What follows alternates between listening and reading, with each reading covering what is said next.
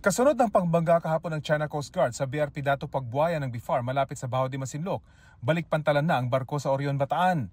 Mula sa malayo, tila walang sira ang barko. Pero sa malapitan, kita ang UP sa railing sa starboard side o kanang bahagi ng barko. Ang isang life craft may crack at nasira ang lagayan nito. Na-deform ang navigational light ng barko. Nasira ang fire hose box at maging air conditioning. Sira rin ang 3 CCTV at ang maliit na water cannon ng barko. Sa mas malinaw at kumpletong video mula sa Dato Pagbuaya, makikita kung paano tinarget ng China Coast Guard ang exhaust system o tambucho ng barko ng BIFAR. Kapag pinasok ito ng tubig, posibleng mamatay ang makina nito na lubhang delikado gayong nasa gitna sila ng laot. Mabuti na lamang at may proteksyon ito. Sunod namang tinarget ng water cannon ng tangke ng krudo na pinang-resupply ng BIFAR sa mga mangingisdang Pinoy. Kita ang talsik ng tubig matapos tamaan ng 3 malalaking tangke na gawa sa PVC. Nang hindi ito umubra, dito na binilisan ng higanteng barko ang andar nito hanggang sa abutan at banggain sa gilid ang maliit na barko ng BIFAR. Ayon sa crew ng barko, tumagilid ng halos 40 degrees ang BRP Dato Pagbuaya nang banggain sila sa gilid. Kung itinuloy raw ng China Coast Guard ang paggitgit nito, hindi raw malayong tuluyan silang tumagilid. Ayon sa BIFAR, 2 taon pa lang mula nang ikomisyon ng BRP Dato Pagbuaya. Kaya nakakalungkot na marami na itong sira. Hopefully by next year madagdagan ang ating mga floating assets at in terms of quality ay sinisiguro din naman natin na di kalidad ng mga materials. Ayon sa DFA, naghain na ng diplomatic protest tungkol dito ang Pilipinas laban sa China.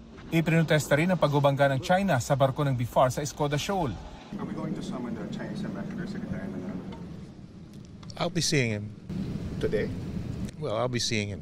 Walang tugon ng Chinese Embassy sa bagong diplomatic protest, pero nauna na nilang sinabi na makatwiran, legal at professional daw ang kanilang mga aksyon para pangalagaan ang kanilang soberenya. It's very clear. I mean, we were within our legal rights. Certainly, don't understand why China again is repeating these actions which are clearly illegal. Kaya nga nakikipabaka tayo kasama ng like-minded nations para buwagin itong kasinungalingan na to.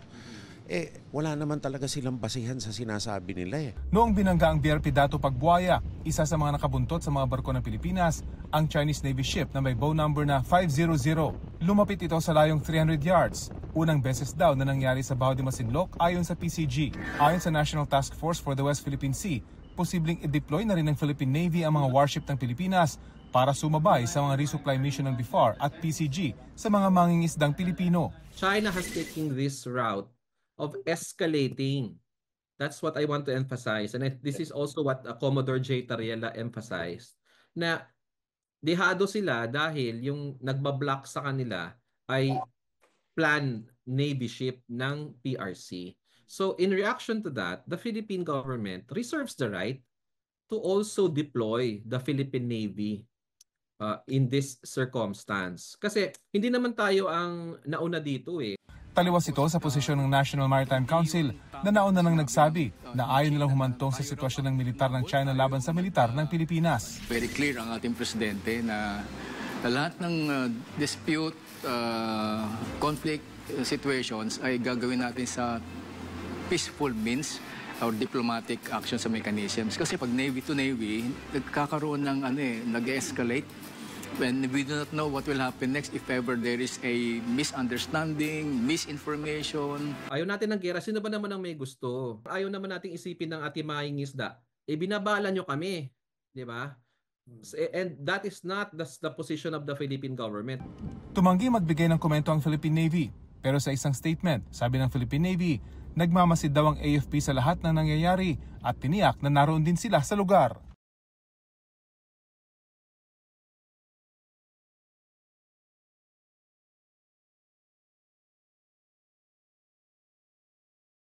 Mga kapuso, maging una sa saksi. Mag-subscribe sa GMA Integrated News sa YouTube para sa iba't ibang balita.